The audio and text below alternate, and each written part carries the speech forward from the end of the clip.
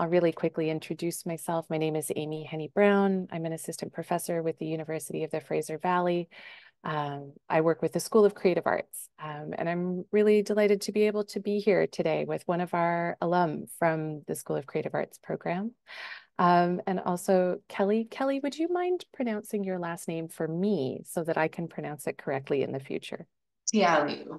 Tiliou. That's amazing. I think Yeah, it. I have a habit of just putting a French accent on things whenever in doubt. So I appreciate You you can guiding never me. go wrong there. It'll sound Thank great. Thank you for doing that. So folks, I just wanted to briefly welcome everyone into the space today. If you don't mind opening your chat window, you'll see that we have a welcome message for everyone. We want to make sure that you're in the right space. You're here for the Faria Firoz and Kelley Tiliou in conversation chat. What we'd like to remind everybody to do is to hover your cursor over the top right-hand corner of your Zoom screen and just to select speaker. And that's going to keep you in touch with who's speaking and when in the slides. And as I mentioned, the Q&A function is active. So if you have any questions you'd like to ask, we're going to be visiting those questions in the last 15 or 20 minutes of our talk today. So we're monitoring that question line. So your questions will not be lost. And then also for folks, if you'd like to use closed captioning so that you can see the text of what folks are saying as they're saying it, please feel free to click on the closed captioning icon on the bottom of your screen.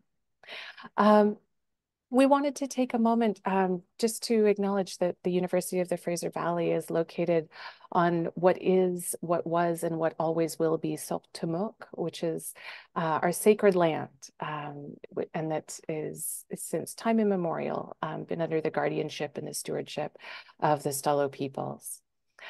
For today's talk, I'm actually going to pass things over to our panel of folks today. But I wanted to take a moment to introduce Kelley, who's going to be guiding us through our talk today with Faria. So for Kelley, what I'd like for folks to know is that Kelley's a newer member with the Reach Gallery and Museum. So that's part of our community of folks doing great cultural work in the region. Coming up to a year, actually. It's hard to believe. It feels fresh to me. To me too. Kelley's a curator and a scholar driven by a strong commitment to engaging diverse audiences in meaningful encounters with complex works of contemporary art. And central to her curatorial practice is the conviction that museums are vital sites of intellectual inquiry, incubators of cultural pluralism and transcultural empathy, agents of social justice, and springboards of civic responsibility. She teaches art history and museum studies at the undergraduate and graduate levels and has previously held positions in the curatorial departments of the Davis Museum at Wellesley College and Addison Gallery of American Art at Phillips Academy. Her writing has appeared in the academic journals Kunstlich, Humanities, and Journal of Modern Greek Studies, as well as the award-winning platform The Culture Trip and the literary review Paramvasi. She's currently completing her doctoral dissertation on contemporary artists' cosmopolitan engagements with Greece as a staging site of forced displacement, which has been supported by, among others, Shirk and the Onassis Foundation. And so, Kelley, I'm really delighted to pass the baton your way.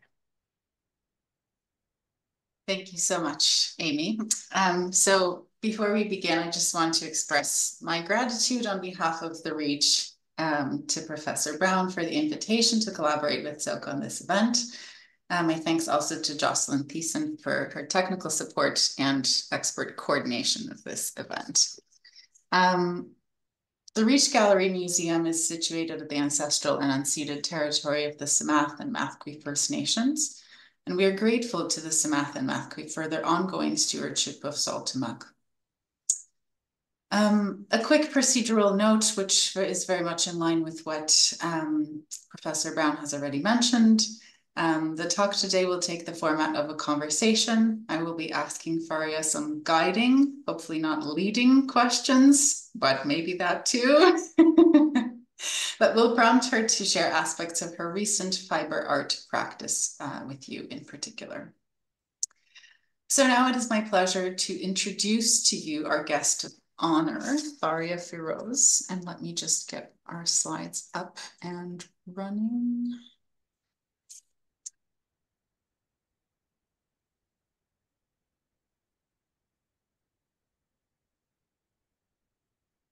Hopefully those are now appearing full screen for everyone. Okay, so today I will break the awkward convention of introducing speakers not only in the third person, but also by their last name, as if they're not right there. Something that I've always been somewhat peeved by. So Faria is a Bangladeshi-born, Fraser Valley-based interdisciplinary artist whose art practice explores globalization, cultural diaspora, displacement, and equity to examine identity and cultural hybridization. Her work investigates social, political, and cultural issues by utilizing pattern making as a form of poetic meditation, amongst other things. She's an alumna of both UFV School of Creative Arts, where she has earned her BFA and the Outstanding Achievement Award, and an alumna of the Reach's Emerge Professional Development Program for emerging artists, as well as emerging and aspiring curators. Her commitment to social advocacy has been recognized with the prestigious Lieutenant Governor's Medal in 2021, while currently she is just a breath away from graduating from Emily Carr University of Art and Design with the Master of Fine Arts degree. And we've already done acknowledgements and introductions. So this is a fitting segue into the main section of our conversation, as it was her MA research that actually led to the project that is going to be showcased today. Last summer, while Biborton, which is the focal point of today's conversation, was still in development, my co-conspirator, Garina Sarana, and I were working to identify a selection of contemporary works to be featured in the exhibition Des per Des, which is currently up on view until June 15th, which explores and celebrates the vibrant and diverse South Asian communities of the Fraser Valley. The phrase Des per Des, which can translate to home and abroad, or motherland and otherland, embodies the sense of longing for and belonging to an ancestral place that is experienced differently across generations. Now, I mention this because the capacious and poetic ways in which the phrase Des per Des captures the complexities and nuances of the diasporic condition are highly relevant to Biborton as well. So let's hold on to that idea. The plan in organizing the contemporary art works that are featured in Des per Des was for each of several artists to contribute one or two works to the main section of the exhibition. It was in this context that we originally got in touch with Faria. And here we're showing the two works that are featured in the faith and family sections of the exhibition. Just briefly, on the left, Echo is borrowed from the collection of Coquitlam Heritage. And we also commissioned Faria to create a brand new work, seen here on the right, in response to one of the six themes of the exhibition. Migration, faith, family, business and livelihoods, oppression and opposition, and contemporary cultures were the options that were put to Faria for her new commission. And while we thought that Faria might come back with one or maybe two ideas, no, she didn't make it easy for us. She came up with proposals for all six themes and put the ball in our court to choose. But aren't we really glad to have Yanamaz featured in Des per Des and also as a recent addition, acquisition into our collection. So we will circle back to these works towards the end of our talk. Biborton Shift of Being is one of two capsule exhibitions presented at the Reach in conjunction with Des per Des. So before we delve in, I want to just take the opportunity to encourage you all, if you haven't already done so, to make some time and visit the Reach before Biborton closes on May 2nd. Because like all art, Biborton is best appreciated in person. So in one of our exchanges, Faria mentioned last summer, Faria mentioned that she was doing some research creation related to textiles in the context of her MA at Emily Carr.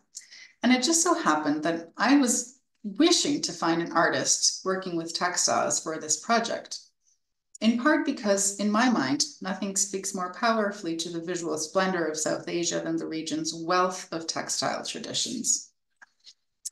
So Faria, to start us off, why are Bengali textiles so important to you? Or perhaps, if I might frame the question slightly differently, what motivated you to embark on Viborton as a project? Yeah, thank you, Kelly. Thank you, Amy, for the wonderful introduction and the general getaway to the conversation. Um, Amongst many other reasons why I do situate my practice so intentionally in Bangladeshi crafts, the main thing is my family, my mother was a textile artist. So I grew up with textiles around me. I've learned my first art into the art world was through textile.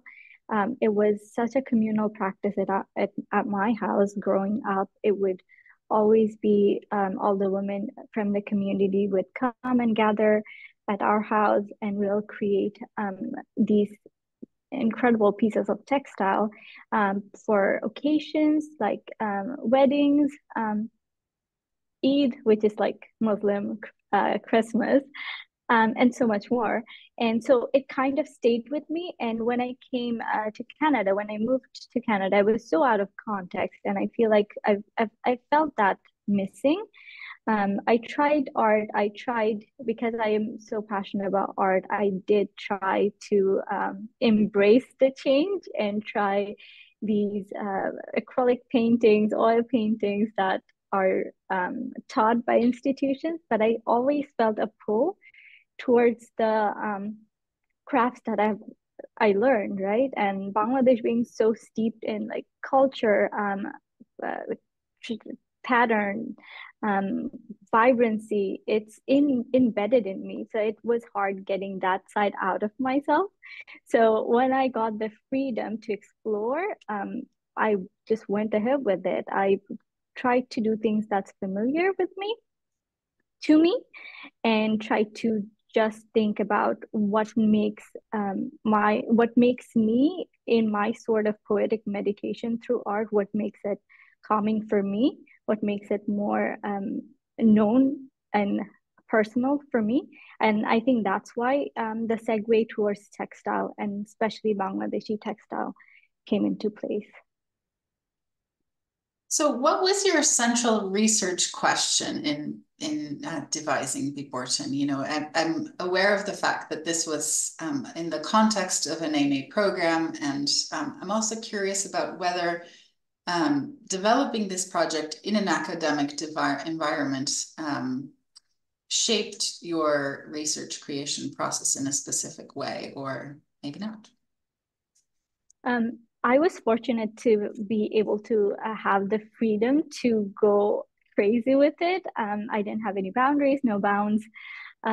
When I first started my program, my research question dealt more with mental health issues that kind of came in conjunction with like migration, adjustment, culture shock, all of these things. But once I was focusing, and I think it was such a big umbrella for me that it did help to have a broader sense of what me and similar people like me were going through. But as I was working, I turned my focus into more what makes it easier for me to adjust. And I feel that's where the crafting came, the textile crafts came. And then the questions sort of shifted that how can I keep these cultural heritage crafts alive even with migration? Like how can I represent these and put it out there for other people in the diaspora community to relate? And as I was focusing more and more, and we will discuss more about this in detail, my focus shifted more towards the lack of resources and the lack of materials.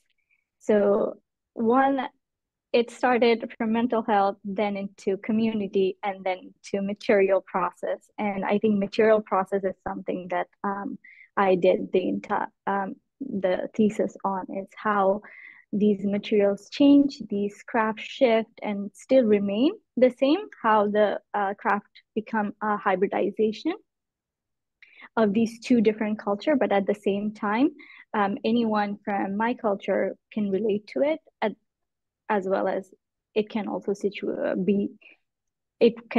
live and be situated in white walls of galleries. So, yeah. Or white and green walls, as the case might be. That's the green is kind of to fight the white walls, because yes, absolutely. Bengali traditional, it's so immersed in color. We never have white walls, even at our house. I've never seen white walls.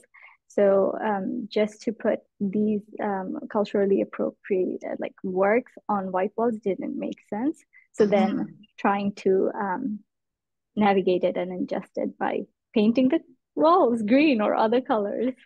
Yeah, absolutely. I think it really is an integral part of the installation. And you can see here for our audience that, you know, we modified the pattern on the wall slightly for the presentation at the Reach, just in large part because of the proportions of our gallery space, but we were still very much keen to keep that framework. So moving on to our next slide, I understand that there are 3 distinct pattern making techniques represented in Biborton. So you'll be talking through these techniques in more detail in the next couple of slides, but I'm curious just to start about what made you gravitate towards these 3 techniques in particular? Because I imagine they're not the only ones, right? Yeah, there are various multiple ones. These are the one that I remembered. After my shift to Canada, a lot of things, I think I didn't have resources, as well as I had to relearn these crafts. And these ones were easily achievable for me. And also because throughout my learning, my source of learning has also always been my mother. And I think these are the oral knowledge transfers worked with these crafts better than any other craft would. So these 3 are very distinct, different techniques that are done. On the first one is a mum batik, which is wax resist block batik. So the process of dipping a block onto wax and then dipping it onto a fabric and then dyeing the fabric.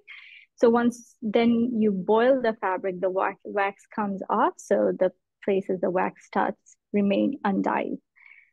So this is considered a lazy person's craft in Bangladesh. It is in no way lazy.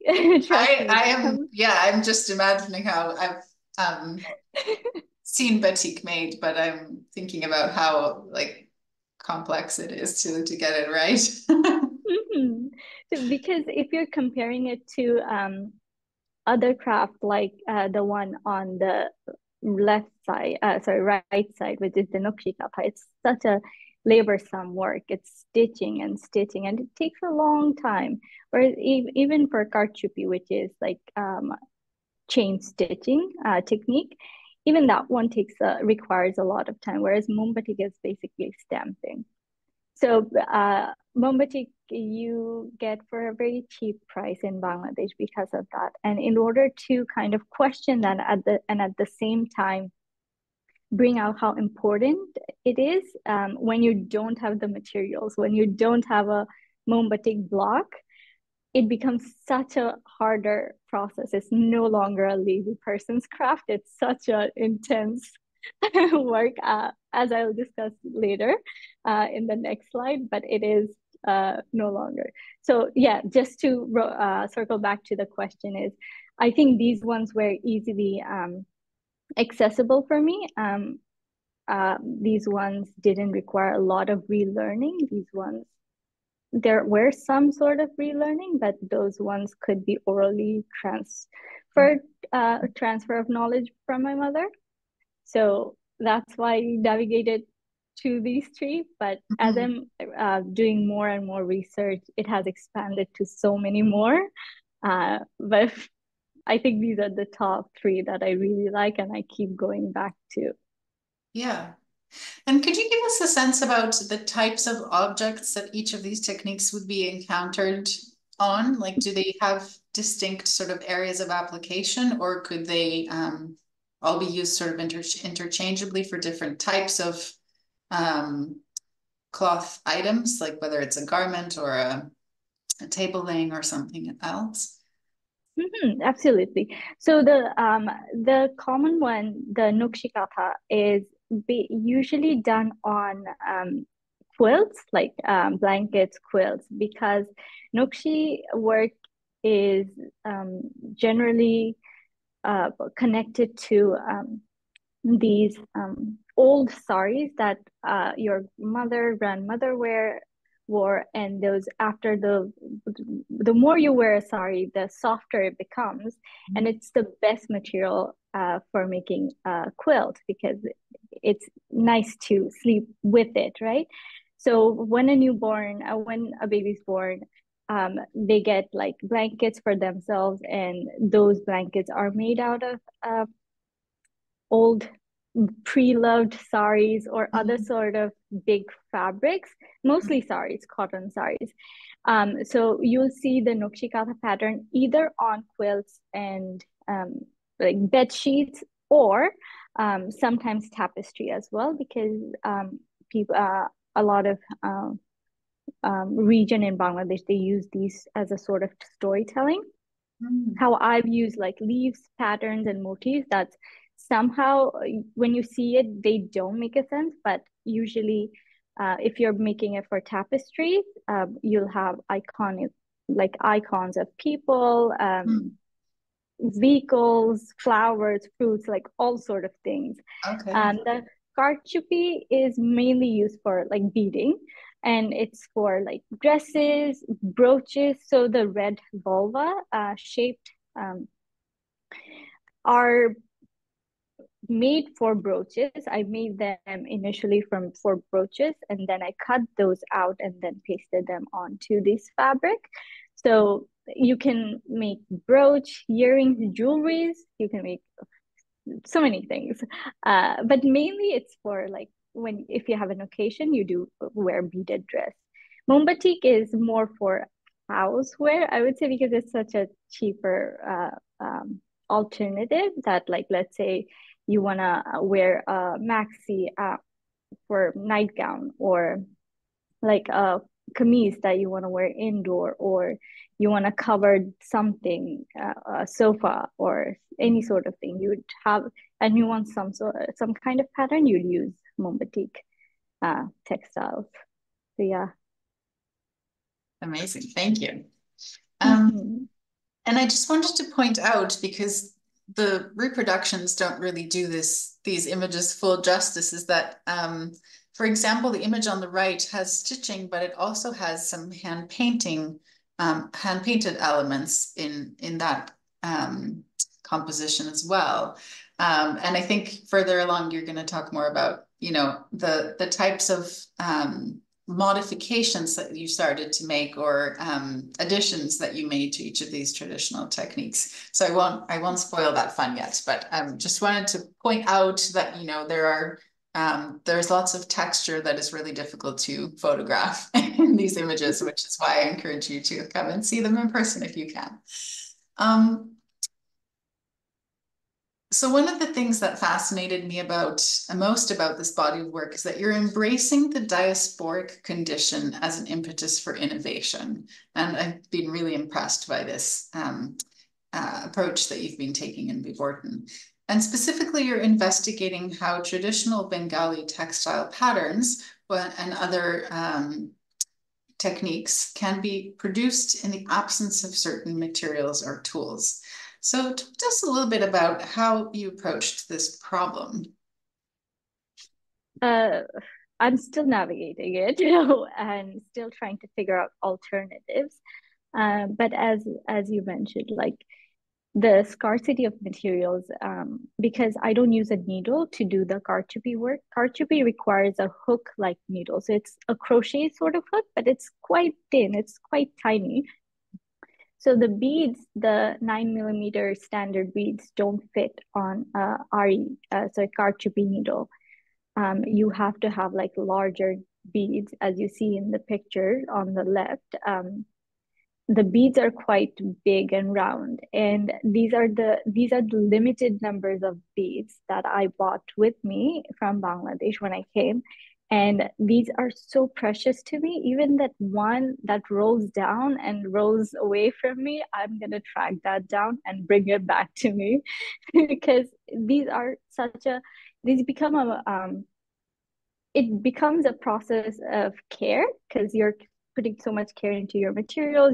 I use pre-loved fabrics. I used worn saris or used bed sheets. So all of the elements resonate care. So these materials not being able to have abundant amount makes them so precious, and there's a sort of care.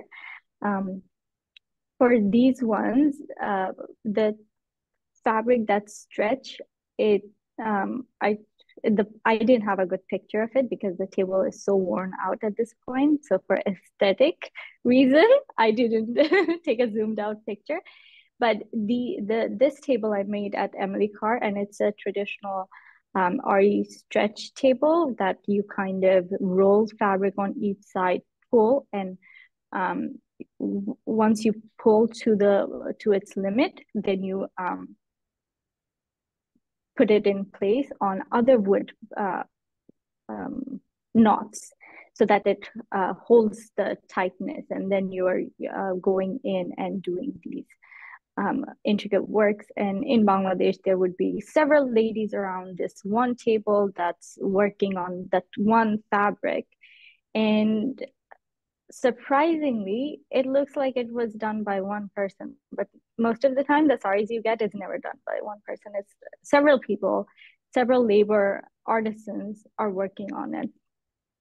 So for the beads, I think every time someone goes back, I have to be like, hey, can you get some beads for me, or could you grab this for me? Because I like the process of doing kaরচুপি. It's you hold the hook on your right hand, you have a pull on the thread.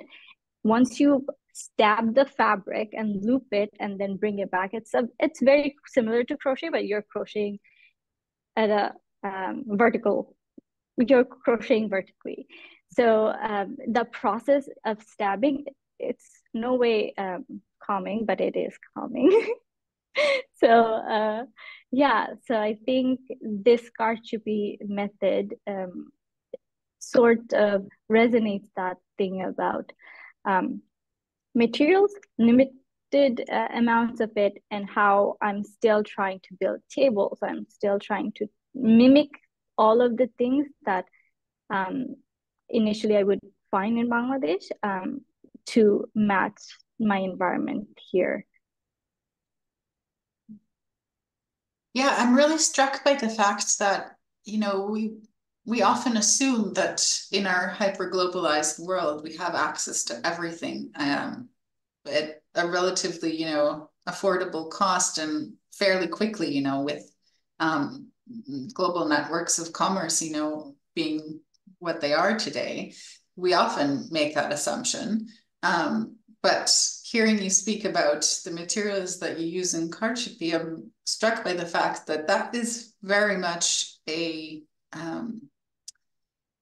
constructed view of the world that perhaps doesn't necessarily reflect all realities. Maybe it reflects certain realities, but not all of them.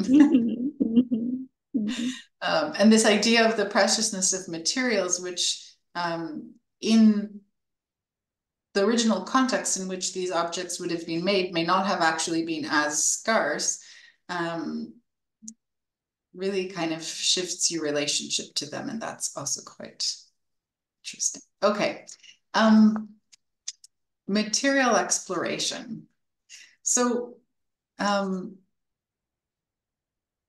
do you want to talk about some of the sort of creative ways that you've found how to kind of replicate maybe some of the patterns, or perhaps even maybe interpret them in your own way, by starting by making the tools that you need?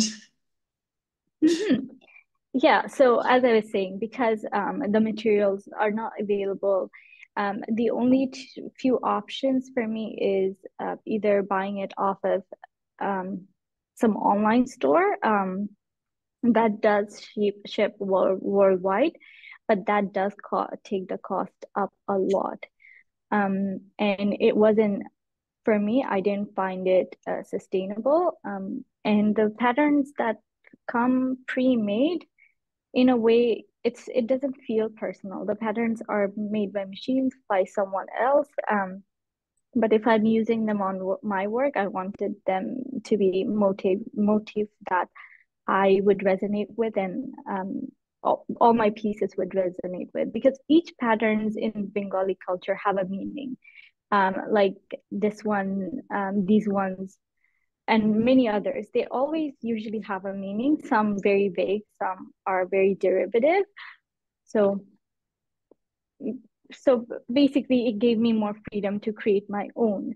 And when I was doing these, so this was the first sort of material exploration. I did the Karchabi beading, and I wanted to go into Mumbatik. So this is the process of Mumbatik. So I wanted to go into Mumbatik, and I ordered a few things from Bangladesh, and my mom had it shipped. So I had 3 boxes coming to me. So out of the 3 boxes, only one made them to Canada, because the other 2 did not clear customs. So that was a lot of money to be shipped, and then to be told that no. And they said that it wasn't labeled properly, even though it had all the list of materials. They didn't feel like it completely justified the entirety of the contents. So they wanted to know where each material is located in the box. And that's very hard to do, because if a supplier is not going to take the time to go through and see where they're placing it in the box and then writing it on paper. So because I didn't get those materials, then I had to figure out a way to create them or replace them. So rather than replacing it, I started making my own tools. So using aluminum foils, folding them, and then shaping them into the patterns I liked, and then sticking them on a cardstock gave me the freedom to make Mombatik blocks and more personal pattern blocks. So these ones, the picture you see on the left, the one with the brass design, the beautiful, gorgeous ones, are manufacturer made. And I got them off of a seller in India.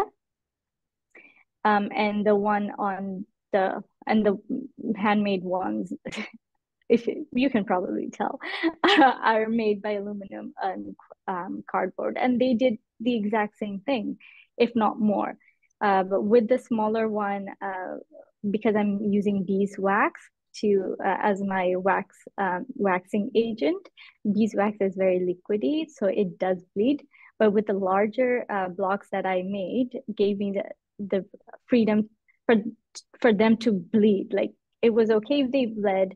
They didn't ruin the designs. They kept the designs even if they bled. So it worked out for me, and I think that was kind of a sort of like breakthrough for me, because I then kind of started thinking or figuring out, oh, what else can I replace or make it financially okay sounding for me, like financially sound. What materials can I replace?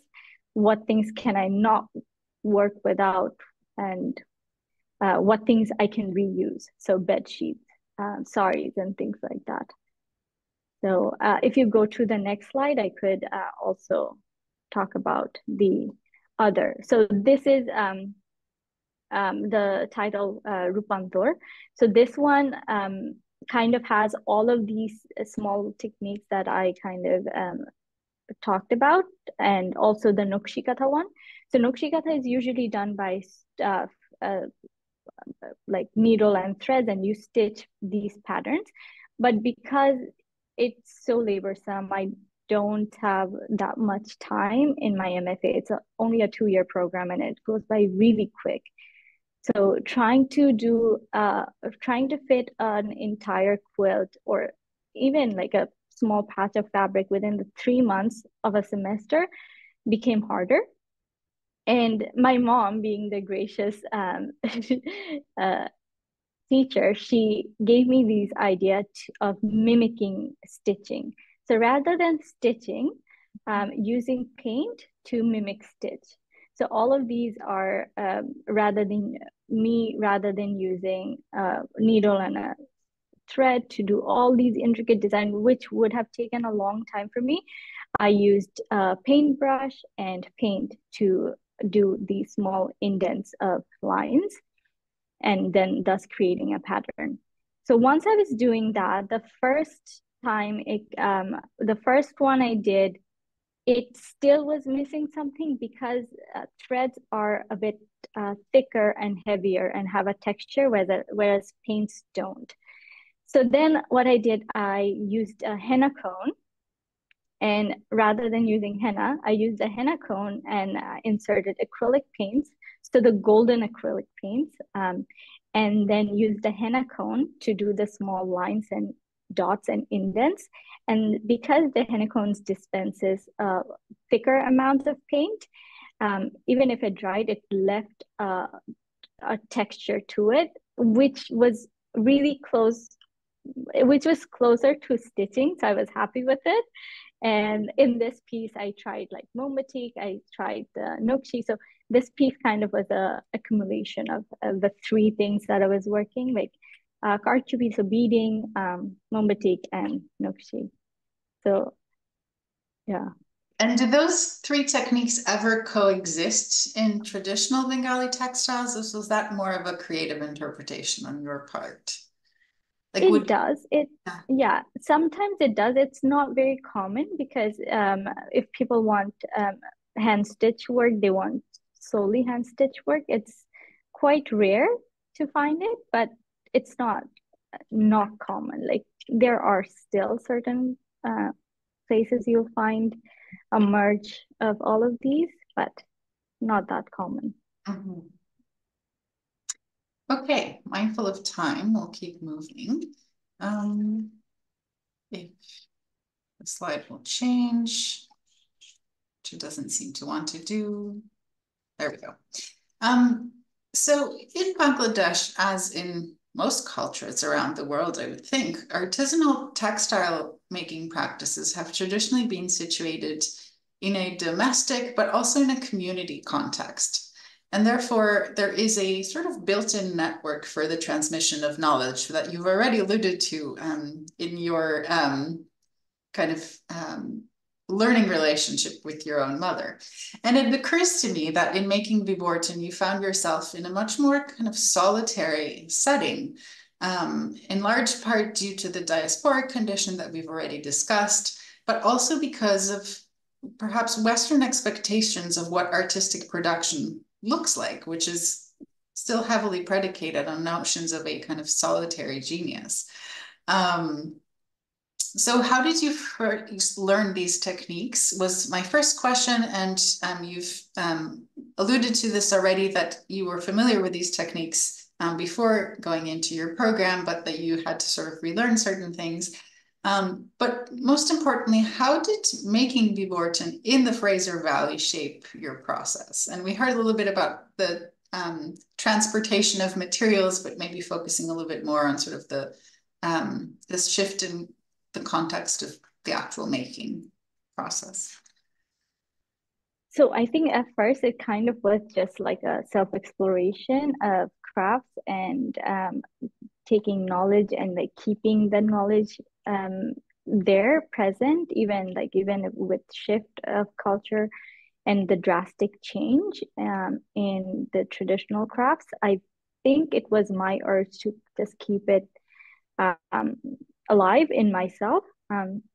And I feel like once I started doing it, I got so much positive response from other Bangladeshi women, and it became a sort of this community, a place of uh, sharing knowledge and like storytelling. Like everyone that I shared this craft with was really interested. I did a few workshops with other Bengali women where most of funny question that came about, not funny question, but it kind of struck really with me was, oh, do when I told them that this is what I wanted to do and I wanted to show them, and they were like, do I need any materials? Because I don't have any. And I'm like, yeah, I know. No one has it.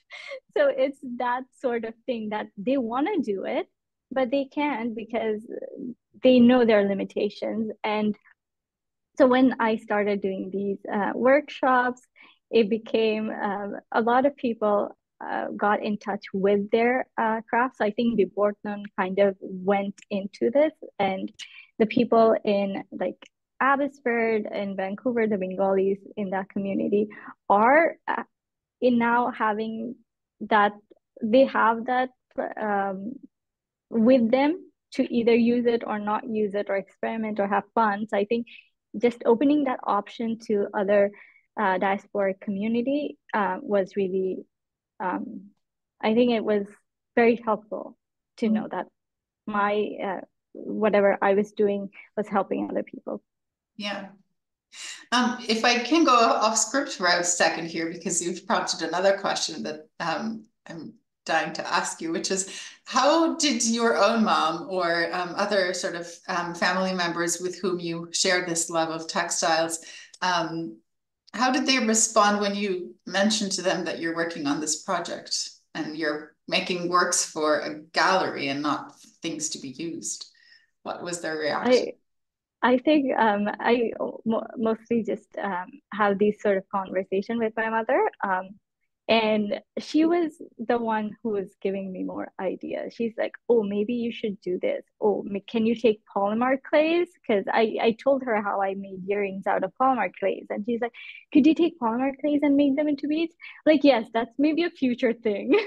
But it's that sort of encouragement because she wants me to also keep exploring, and it's like two heads are better than one. And then me, my sisters, my mother, we are like brainstorming, oh, this is the when I'm using the silk paints, it's bleeding too much, how do I make it stop, and things like that. And it it was a more like a discussion because we are not doing it, whereas in Bangladesh, if this problem came up, we'd all be trying or together, but it became a sort of um, oral,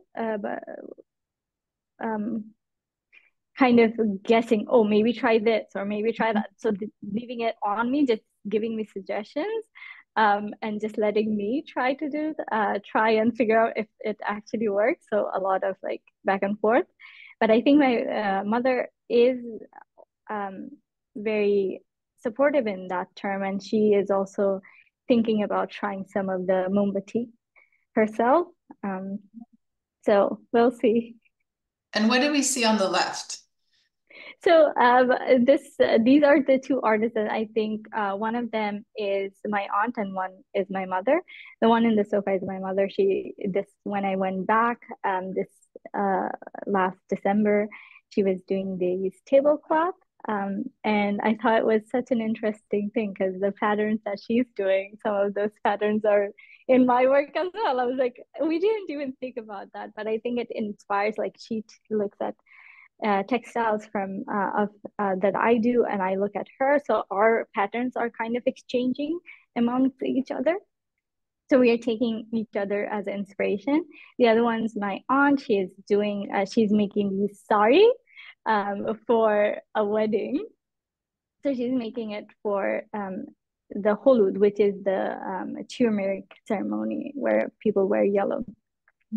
So it's just that sort of thing that you're not making it for yourself. It's such a big sort of giving.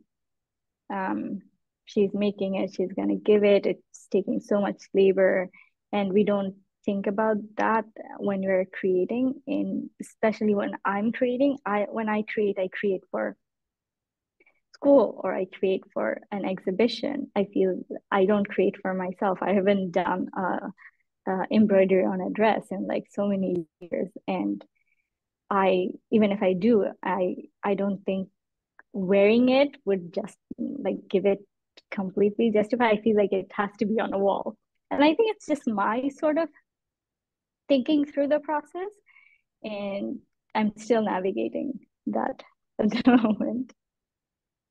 Yeah, I mean, I very much see your work as part of a trajectory of modern and contemporary, largely women artists who are really laying the foundations of what we now know as fiber art. But also introducing something really interesting and innovative to that whole discourse, which brings tradition. Because I mean, the modernist kind of trope has been that, you know, we're largely breaking with tradition. Yes, perhaps we're sort of activating certain ideas around like connection, grappling with the connection between gender and certain types of craft, but also kind of moving in the opposite direction and bringing these forms of making into a modernist kind of context. And so you're kind of taking it in a way back out of the modernist context and linking it back to the community setting and places where these textiles have been made traditionally, and the kinds of relationships also that have been engendered throughout the process of making, which I think is such an important piece being on the slide to mention.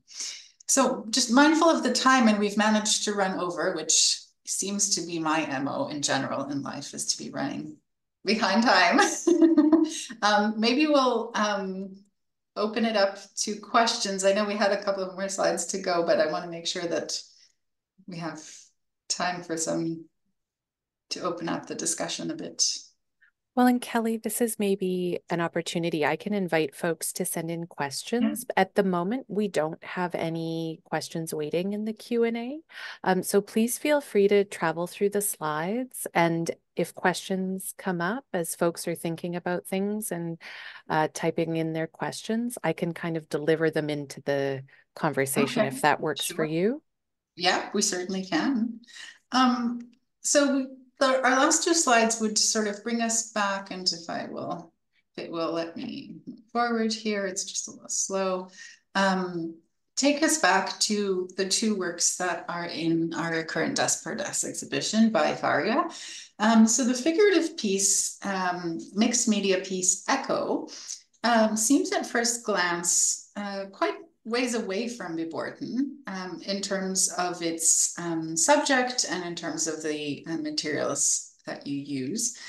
Having just seen, though, your mother at work on a piece of embroidery, however, I'm struck by the biographical resonance of its subject, perhaps, question mark, which is a scene of a daughter's departure from her mother's home. So I'm wondering, were you at all thinking about your own journey in making this piece?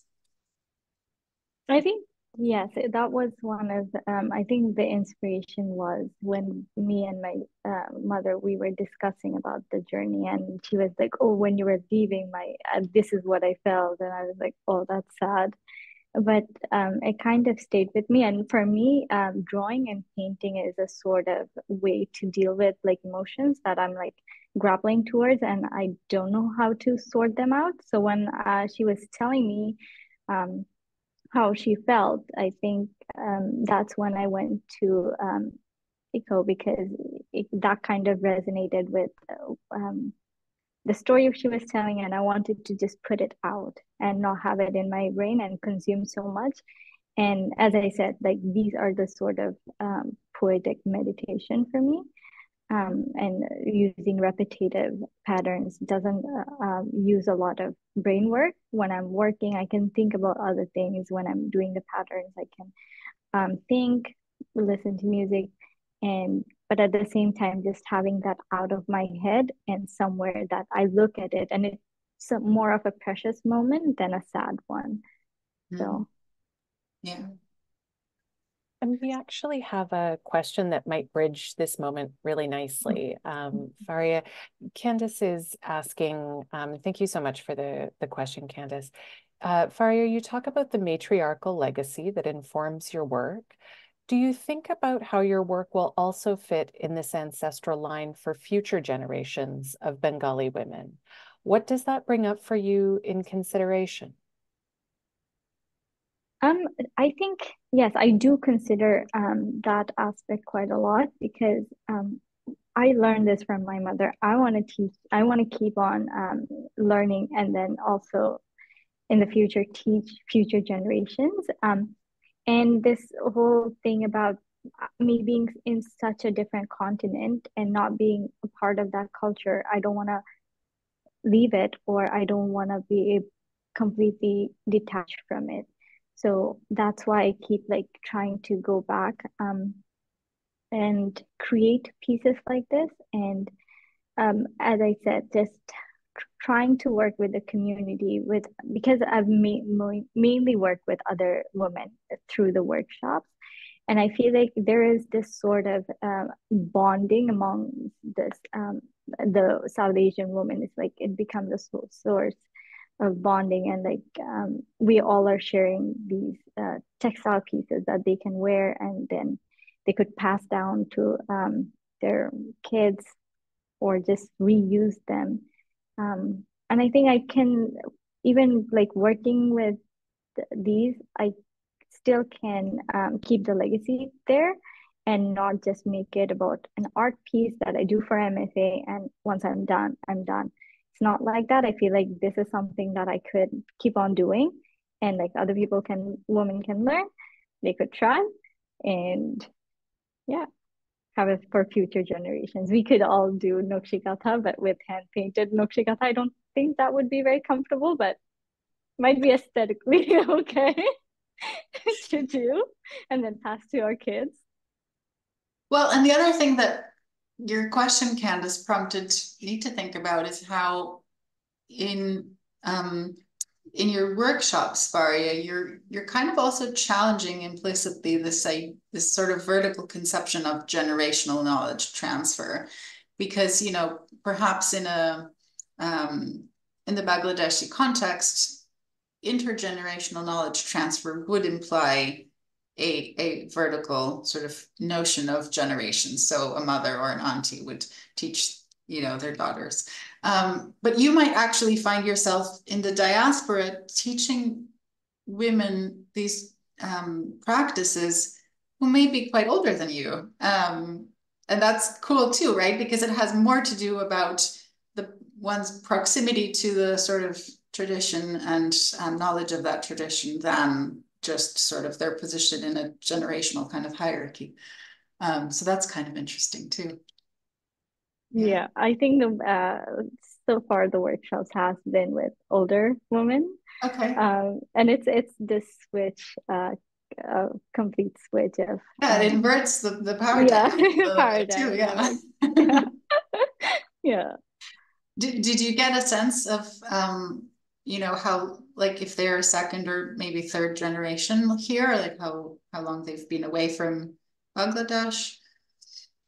I think the second and third generations do tend to detach themselves because the first generation who have moved here haven't had the opportunity to keep these crafts alive. So by the time it goes to second generation, they have already lost it, right?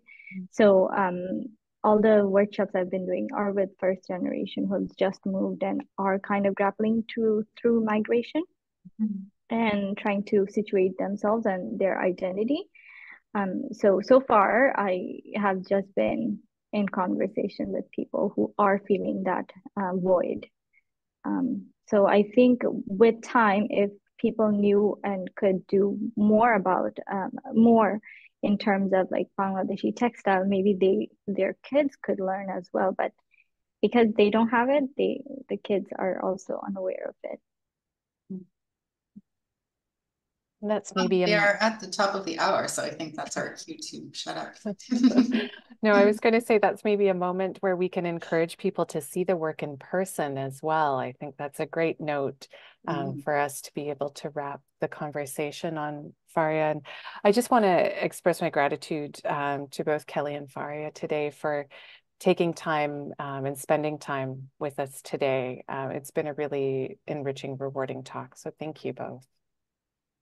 Thought we might Thank you. just Thank end you for with a having view me. of the Borton, so everyone's sort of perhaps sufficiently inspired to come and see the work in person. Excellent. So thank you everyone so much for participating in the talk today. We really look forward to hearing any questions that folks might have in the future. You can always reach us through the School of Creative Arts. And I really encourage folks to visit the Reach Gallery Museum while the show is up. Thank you so much, everybody, for your participation today. Thank you.